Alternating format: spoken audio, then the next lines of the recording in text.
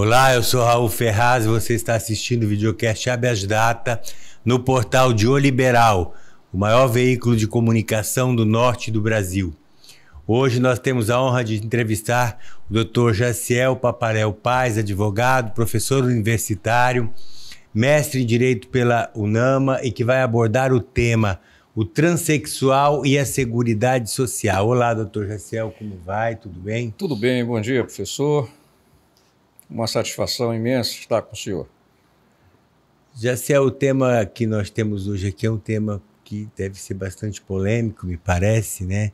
É um tema novo, um tema que está aí, despontou atualmente. Então, eu acho que é de grande interesse dos nossos colegas advogados e da comunidade em geral, especialmente a comunidade que se insere nesse contexto, para que possa ter seus direitos garantidos, né? E especialmente diante da Previdência Social. O transexual tem direito à Seguridade Social? Quando entenda isso como aquele que faz a transição depois de ter começado a contribuir. Veja bem, nessa pergunta se ele tem direito à Seguridade Social, nós podemos afirmar categoricamente que sim. Sim. Agora, nós teremos que observar também que a Seguridade divide-se em saúde, assistência e previdência. Sim. Nesses três subsistemas da Seguridade, nós temos um subsistema não contributivo, que é a saúde e assistência, e temos um sistema contributivo, que é a previdência social. O trans, ele tem direito a todos os benefícios previdenciários. Tem direito à saúde, tem direito à assistência e à previdência. Qual é o grande problema? O grande problema aí é que se formos analisar a Lei 8.213, ela trata, eu considero assim, um sistema binário. Por que um sistema binário?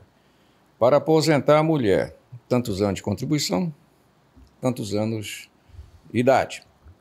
Para o homem, tempo de contribuição, tempo de idade. Nesse aspecto do trans, a legislação ela é omissa, mas os outros direitos previdenciários são assegurados. Salário maternidade, auxílio reclusão, auxílio inclusão, pensão por morte, enfim. O grande problema é a questão da idade para a aposentadoria. Para a aposentadoria, porque tem um detalhe importante. O senhor pode perguntar, e o travesti? O travesti ele não rejeita o sexo dele. O gay ele não rejeita o sexo dele, mas o trans rejeita. Então, eu comparo isso, na atual legislação, com aquele filme Esqueceram de Mim. Uhum. Criaram uma norma, né? E essa norma especificamente não disciplina os direitos previdenciários detalhadamente na aposentadoria em relação aos trans.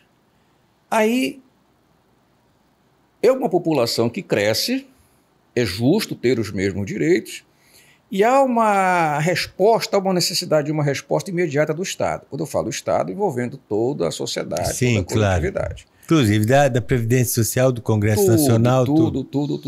Principalmente do Congresso, porque você vê uma sociedade evoluindo de uma maneira muito rápida. E que a legislação não está acompanhando. Não acompanha. Não acompanha como mesmo. Acontece em muitas outras áreas do direito. Muitas né? outras, inclusive em novas relações de trabalho. Nós estamos aí diante de uma questão de pejotização, estamos diante de uma uberização, em que a CLT, se o senhor lembra, professor, é de 43. Né? Ela surgiu no momento social e hoje... Bastante remendada, mas é. Né? Mas é. Sim, então, continuando na questão do trans, por gentileza, conclua. Não há legislação... Não há legislação. Aí pode-se questionar, mas precisa resolver. É lógico que precisa. O que é que você faz? Se a legislação é omissa, só tem um jeito, vamos para o judiciário. Aí o judiciário tem que decidir, ele passa a ser um jurisdicionado. E eu sempre falo no exercício do magistério, uma teoria, eu falo da teoria tridimensional do Miguel Reale, da norma, e uma nova teoria agora que é a pentadimensional. Quando o Miguel Reale destaca a norma, é a da época. E essa norma ela não foi atualizada. ela não sendo atualizada, ela não atende os anseios da sociedade. Lá não há uma norma específica. Então, o que está acontecendo, o que nós observamos, o judiciário atuando na função do legislativo, nesse caso específico, quando você aborda o direito da previdência na aposentadoria. Os outros benefícios, professor, estão todos garantidos. Na área trabalhista, o trânsito não é difícil de resolver. É muito fácil, porque respeita seu nome social. Enfim, a questão toda é previdência. Né? Repito, é aquele filme, Esqueceram de Mim. 1 e 2, precisa urgentemente o legislativo regulamentar essa situação deles. Porque você pode ter uma mulher, né? Mulher trans, o homem trans, e chega na hora de um benefício previdenciário, especificamente, que é o nosso foco, aposentadoria, eu vou aplicar qual? A regra da mulher, da certidão de batismo, ou do homem na certidão de batismo? Eu posso mudar meu registro. Até porque ele pode ter contribuído com o homem, biologicamente falando, 20 anos, né? Perfeito. Faz a transição. Perfeito. É isso pra mesmo. Mulher, e né? Agora? E agora? Ou o contrário. Contribui aí 15, 20 anos como mulher, faz a transição para homem, continua contribuindo. E agora? Isso. E agora? Como é que eu vou qual é o tempo? Como é que eu vou contar esse tempo? Exatamente, essa é a questão. Porque pode ter uma mulher trans, salário maternidade, sem problema, licença maternidade, estabilidade. Ah, mas ela não vai gerar. Perfeito, mas ela tem uma guarda para adoção. Com essa finalidade, ela tem. Claro. Então, a questão toda, como o senhor também ressaltou esse detalhe... Independentemente de ser trans, também teria os mesmos direitos se adotasse. Todos. Se adotasse. Então, trans ou não, tem todos os direitos. A questão toda está pautada... No tempo. É isso. E os tribunais já se manifestaram sobre isso? Já existe algum julgado? Existe algo a ser julgado, esperando... A maioria, professor, o que nós observamos pelos tribunais hoje superiores é que ainda não chegou o tempo desse pessoal pleitear em massa a aposentadoria. Porque hoje não é mais por idade. Idade tem se você tiver um direito adquirido antes da emenda de 2019. Mas quando começar esse pessoal a atingir a pontuação, tempo de contribuição e idade, eu sou trans. Sou um homem trans, sou uma mulher trans. E agora?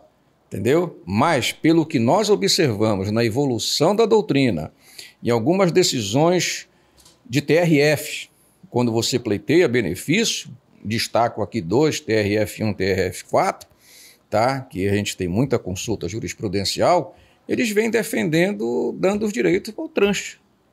Entendeu? Se é uma mulher trans, vamos seguir a regra. Se é um homem trans, vamos seguir a regra que está na Previdência, na Lei 8.213. Agora... Mas como assim seguir a regra? Não seguir o direito do homem. Assegurado pelo homem, assegurado pela mulher. Ou seja, para aquele sexo que ele fez opção. Sim, para aquele sexo. Mas pode ser prejudicial. Pois é, aí é que está o detalhe. Isso eu aprendi com o professor Zeno Veloso, que foi nosso professor. Você tem 5 dedos. Tudo é dedo, nenhum é igual ao outro. Então, nosso caso, como professor e advogado, né, cada caso é um caso. Então, não existe essa segurança jurídica no que diz respeito à concessão desse benefício referente ao tempo. Então, está sendo jogado para o judiciário decidir, que é a famosa teoria da pentadimensional do direito. Existe uma norma no ensinamento do professor Miguel Reale, mas ela não foi atualizada. Entendeu? Ela não foi atualizada. A Lei 8.213 trata homem, mulher, homem, mulher, homem, mulher. Biologicamente falando. Biologicamente. Isso mesmo. Mas nada. Então a gente fica nessa insegurança. E você observa muito os tribunais questionando os benefícios. Mas como eu falei para o senhor anteriormente, ainda não chegou a data, a época de pleitear uma dessas ações começarem a florescer. Ah, sim. Quando começarem a florescer, o senhor vai ver que... Porque hoje nós temos pessoas aí que têm 10, 15 anos de contribuição e que pode ter feito agora a opção por fazer essa transição, Sim. mas ainda não chegou o momento de pedir aposentadoria. Pois é, aí né? não chega o momento, mas aí o senhor vai ver. Eu sou trans, contribuí 5 anos, por exemplo. Sou uma mulher trans, já cheguei na idade, mas só contribuíste 5 anos como trans, como mulher trans. O restante. É esse o impasse que nós estamos enfrentando. A doutrina e os tribunais vão ter que resolver se o legislador não fizer isso antes. Não fizer isso antes. É a mesma coisa. Realmente é bastante complexo para... E eu sempre digo assim também, né? A nossa Constituição reconhece o adicional de penosidade. Ainda não especificaram na relação trabalhista o que é um trabalho penoso. Mas existe, a Constituição garante, mas não existe. Outra situação. E olha que já tem mais de 30 anos de Constituição, né? Aí você vê outra situação, que é permitido, tá certo? Esse aspecto do penoso, não há uma legislação específica, e você observa também essa situação particular do trans. Bem como a própria emenda constitucional da Previdência prevê apenas um regime próprio, regime da Previdência Social. Ou seja, vai terminar o regime geral, vai terminar o RPPS, que é o regime próprio, regime dos políticos, dos militares, enfim. Aí, segundo a emenda, teremos apenas um regime da Previdência Social. Aí vem aquela pergunta, professor, quando? Quando teremos o RPS? Né? Mas vamos confiar no nosso legislativo. E se a gente fosse aprofundar um pouco mais, e se formos aprofundar, ainda tem a questão dos militares, né? Que se um militar resolver fazer a transição de um sexo para outro, como é que fica a situação dele? Tem. Mas se você puder falar alguma coisa sobre isso, tudo bem. Mas as Forças Armadas, elas já estão aceitando. Sim. Tranquilamente estão aceitando. Estão na ativa, sem problema nenhum, tá? O hoje, o agora, professor, está tudo tranquilo. É o amanhã.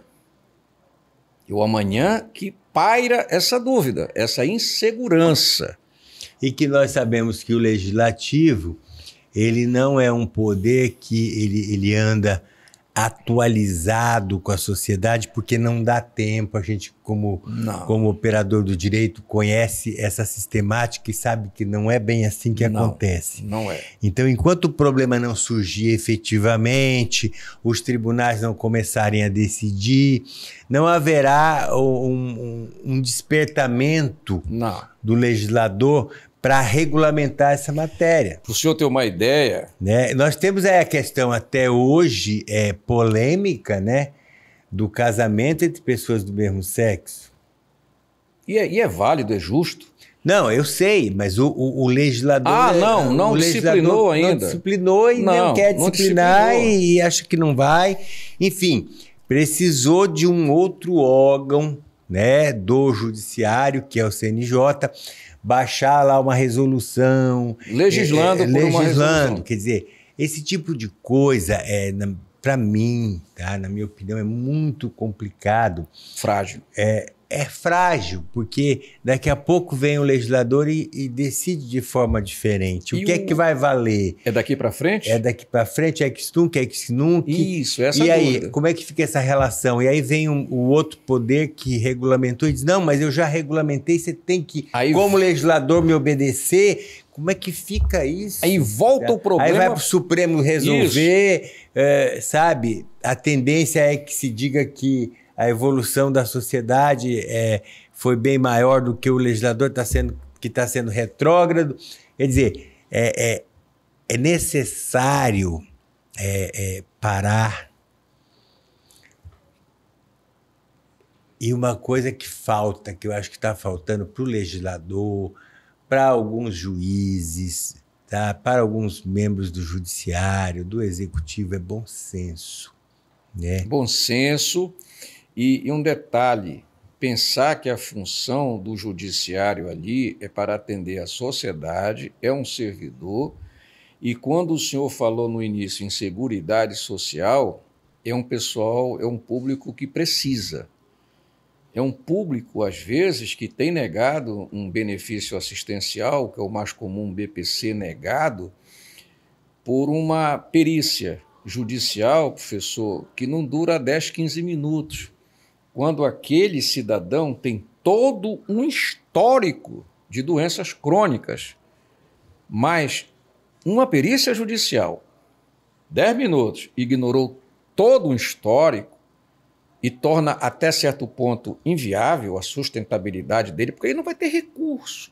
Para dizer assim, não, mas eu estou te olhando, você está bem. Estás perfeito. Estás perfeito. Até que ponto o meu emocional, o meu... Isso. Então, o que a gente percebe hoje, essa vulnerabilidade que a sociedade fica, tendo como referência a falta de uma legislação. Como o senhor disse, eu já regulamentei. Sim, mas o efeito é tunc ou é nunc? Aí volta para quem? Para o judiciário. O senhor quer ver outra coisa, professor? O STF parece-me que deu prazo ao Congresso de 180 dias para regulamentar sobre a licença paternidade. Ainda não fez. Como deu prazo de 180 dias sobre o trabalho penoso. Ainda não fez. Aí o judiciário vai lá e faz. Aí vão criticar o judiciário. Que é o judiciário que está legislando, né? Isso. Mas o judiciário precisa dar uma resposta para a sociedade. Porque tem situações, tá, que já estão definidas em lei e é uma questão do legislativo entender que deve ou que não deve mudar. Perfeito. Tá? Embora possamos até achar justo o casamento de pessoas do mesmo sexo, mas o legislador acha que não tem que ser. Mas já está regulamentado o casamento na legislação brasileira. Essa é uma situação. Outra situação é a Constituição fala em trabalho penoso e passados 40 anos o Congresso não se reuniu. Não diz o que é o trabalho penoso. Não diz o que é, onde se aplica, como se aplica, quanto é que tem que pagar mais, se tem que pagar mais. Qual é a base de cálculo? Qual é a base de cálculo, onde é que isso incide, o que incide ou não incide. Porque tem um detalhe então, importante. aí vem são essas brechas legislativas que levam, às vezes, o judiciário, tá, a tomar decisões que, a princípio, não seriam dele. Uma competência dele. Não seria de competência dele. Mas ele se vê obrigado porque são direitos que estão sendo pleiteados no judiciário e que tem que ter uma solução. E que não dá para resolver caso a caso. No momento, não. Aí eu pergunto, como conceituar um trabalho penoso? O que é um trabalho penoso?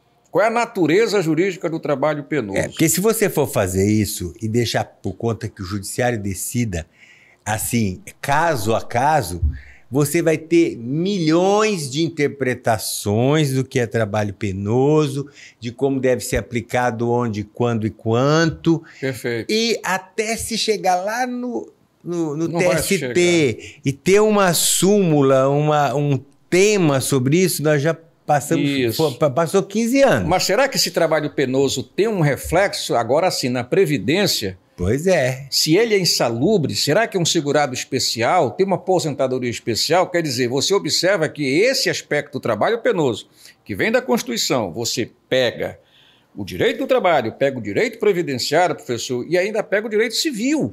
Porque esse trabalho penoso pode gerar algum dano irreversível para aquele trabalhador segurado. E pode ser aplicado em contratos, não contratos de trabalho, outros contratos de empreitada. Trabalho com gênero, né? Que o empregado e a empreitada são espécies. Isso. Então é isso, a gente passa por essa insegurança em que realmente os nossos deputados, senadores, devem tomar a frente para poder regularizar essa população, porque precisa ser regularizada. Eles precisam desse direito, sim.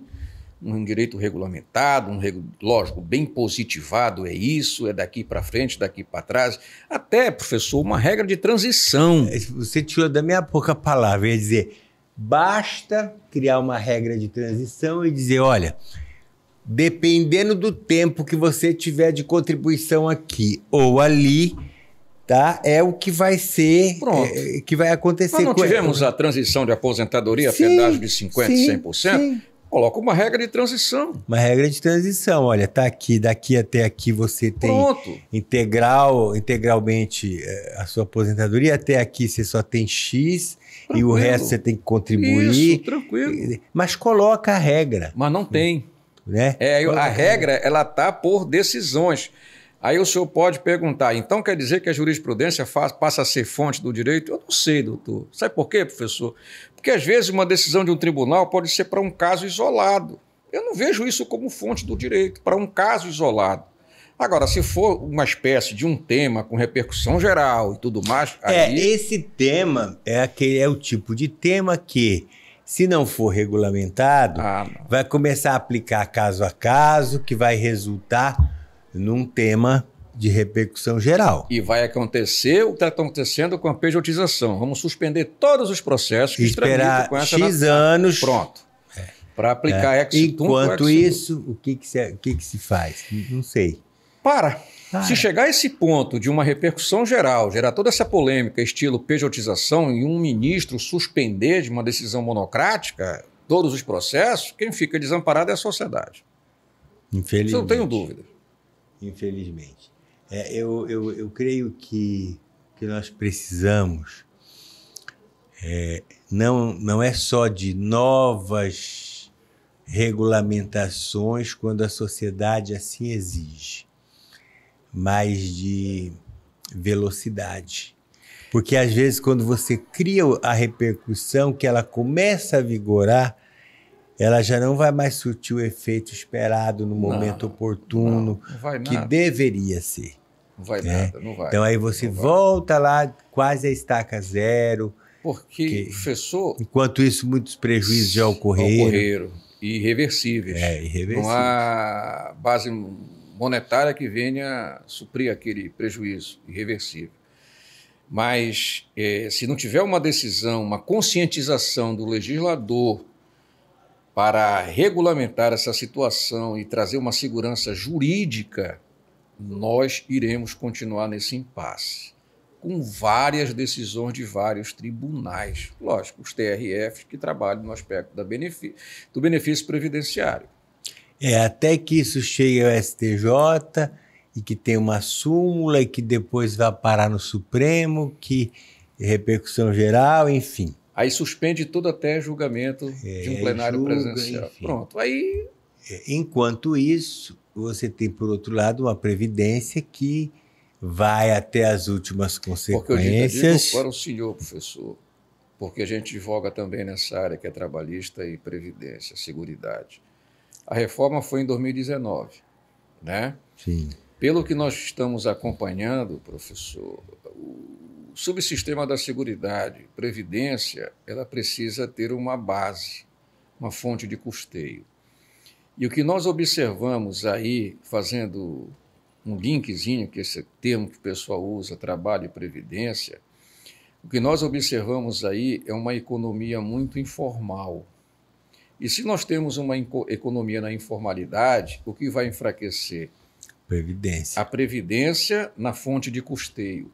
Então, eu, na visão que eu tenho, né, tenho 31 anos de formado e o senhor foi nosso primeiro professor, sua primeira turma, tá certo? Eu acho que já precisa de uma reforma, nova reforma na Previdência. Porque a fonte de custeio, a queda da fonte de custeio, ela é inversamente proporcional à informalidade do trabalho. Você criar novas regras para contemplar a forma de que essa informalidade possa contribuir e o contribuinte também possa lá no futuro se beneficiar. Porque... eu acho que carece de uma simplificação. Sim, aí você diz assim, mas existe o contribuinte facultativo, como o próprio nome destaca, tu não és obrigado, mas diante do momento que nós vivemos de uma informalidade, às vezes, professor, uns 50 a 60 reais faz falta. Sim. Para o trabalhador. Então, o déficit previdenciário em termos de arrecadação é muito grande. É muito grande. Quanto menos emprego, menor é a arrecadação. A fonte Isso é matemático. Isso. Aí o déficit... Quanto menos emprego, mais pessoas vão depender da Previdência. Tranquilo, da Previdência. Porque muitas vezes a pessoa que até estava trabalhando, mas depois ela descobre uma forma de... Ah, não, mas acho que dá para pegar um BPC, porque... Pois é, aí o BPC... São tantas questões, né? Eu não estou aqui dizendo que as pessoas estão fazendo isso de má fé, não é nada disso. Mas às vezes a pessoa, uma família, por exemplo, onde tinha pai, mãe, empregado e tem um filho que depende de BPC. E tá? não tem mais. E até então nem se preocuparam com isso. Porque eles pensam no presente. Não se preocuparam em pedir um BPC para aquele filho, porque eles tinham uma fonte de renda que garantia o sustento da família. E a legislação, professor... Tá? E aí perderam o emprego. Perfeito. E foram para a informalidade. Perfeito. E o que eles vão fazer? Não, eu tenho um filho aqui que depende de BPC, eu vou para a Previdência. Isso, vai ser um salário mínimo de contribuição para a família. É esse exemplo que eu estou querendo dar. E o senhor falou um ponto importante. Qual foi o ponto importante? Que para a concessão do BPC, é necessário você ter a renda per capita daquela família, né? Ah, mas o pai e a mãe têm condições, então o filho, o INSS, a probabilidade de negar o BPC é muito grande. O que é que você faz? Judicializa. Mas se o pai e a mãe estão desempregados, estão numa situação muito difícil, é o que eu estou falando. Caíram na informalidade... não, acabou. Aí acabou. Então, isso aumenta as despesas. A despesa... Na medida que você tem menos emprego, você aumenta a despesa da Previdência. Na medida que você oferece mais empregos, você aumenta a arrecadação. Tranquilo. Isso me parece uma matemática muito óbvia, embora eu não tenha conhecimento técnico previdenciário. Em uma primeira análise, ela é óbvia, né? Mas o que a gente observa em entrevistas, em relatórios, o passivo previdenciário é muito grande em relação à fonte de arrecadação da Previdência Social. Até porque o orçamento da Seguridade ela é blindada, ela é aprovada pelo Congresso. Né? Ninguém pode mexer naquele orçamento sem autorização do Congresso. Mas será que a gente vai chegar a esse ponto? Daqui a pouco você vai ter a lei para o próximo ano, né? Lei orçamentária, não sei se o termo correto é esse. Aí você vai ver as manchetes. Reduziu a educação, reduziu a segurança, reduziu a Seguridade Social. Isso é preocupante, né? Porque o que existe no termo de Seguridade Social é um princípio que eu admiro muito, que é o princípio da solidariedade, professor. Ou seja, o exército economicamente ativo contribui hoje para o exército economicamente, entre aspas, economicamente inativo, que não mais contribui. Só que esse exército da inatividade é inversamente proporcional à atividade, ou seja, cresce o exército da inatividade, diminui o exército da atividade. E, no aspecto trabalhista, o que a gente observa, as empresas não têm liquidez. Se ela não tem liquidez e o déficit é muito grande, a fonte de custeio da Previdência também cai. Entendeu? Quer dizer, um assunto puxa o outro. Então a gente vive num momento assim delicado, bem fragilizado. Professor Jaciel, foi um imenso prazer tê-lo aqui para a gente conversar sobre esse tema tão importante e eu espero revê-lo novamente para a gente continuar esse bate-papo em cima de outros temas. Satisfação é minha. Você sabe que o meu aprendizado até hoje eu chamo de professor, né? Onde quer que encontre, no celular está gravado Professor Raul. Não é Raul Ferraz. Obrigado pela deferência. Certo? O carinho é muito grande. Eu que agradeço o seu convite para um tema tão polêmico. Desejo para ti toda a felicidade do mundo. Obrigado.